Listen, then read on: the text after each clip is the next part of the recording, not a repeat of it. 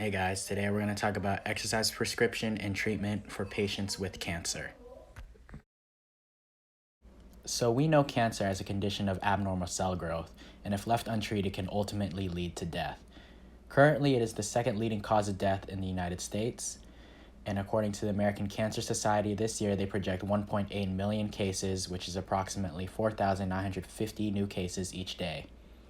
Out of those cases, 600,000 Americans will die at a rate of 1,600 per day. Cancer, as we know, has many types. For men, the three most common types in order are prostate, lung, and colorectal cancers. And for women, it is breast, lung, and colorectal types.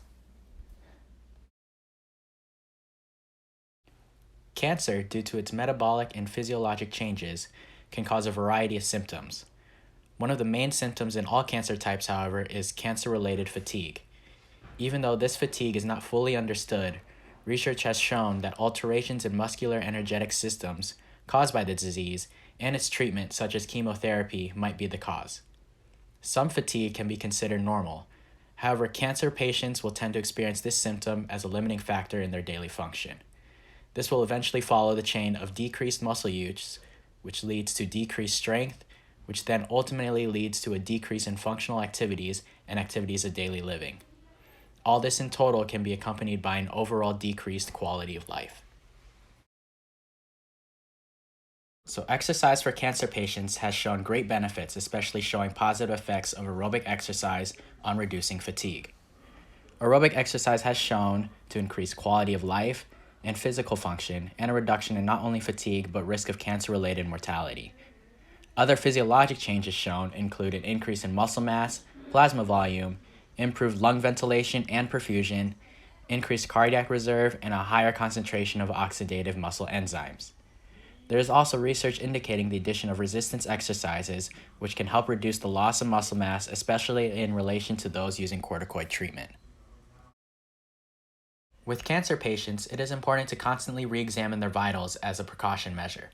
The following signs and symptoms should be kept in mind throughout an exercise intervention, and if seen, the intervention should be stopped. This includes significant drop in systolic blood pressure, chest pain, dizziness, poor perfusion, shortness of breath, or tachycardia. It is also important to note that excess exercise, especially after treatment, can be harmful to those with cancer. Most research in physical therapy in cancer involve the use of aerobic-based interventions in improving cancer-related fatigue. In this study performed by Leach et al., an exercise program was implemented on patients with cancer, focusing on reducing this fatigue. The program enrolled 546 patients and consisted of aerobic exercise performed on a new step machine, elliptical, or treadmill for 20 to 30 minutes at a time. Additionally, nonspecific resistant exercises were performed using all muscle groups through body weight, resistance bands, and dumbbells. Results showed significant improvement in outcome measures such as the 6-meter walking test and fatigue-related scores. In this next study, performed by Demio et al., a purely aerobic-based exercise program on a treadmill was implemented for 6 weeks. 16 participants went on a progressive program that consisted of a walking pace on a treadmill. This image shows the progression through each week in accordance to frequency and time. The first week started with 3 minutes of walking over 5 days. This then progressed to 4x5 in week 2, 3x8 in week 3, 3x10 and 2x15 in weeks 4 and 5, and finished with a continuous 30-minute walk in a single day of week 6. Results showed significant decrease in reported fatigue in relation to everyday activities. So now that we have explored exercise's effects on patients with cancer, we can establish an initial exercise prescription for these patients. The following exercise prescription can be performed on a minimally to moderately active patient with cancer exhibiting generalized muscular weakness due to fatigue. Daily interventions will start with resistance exercises and finish with aerobic type endurance.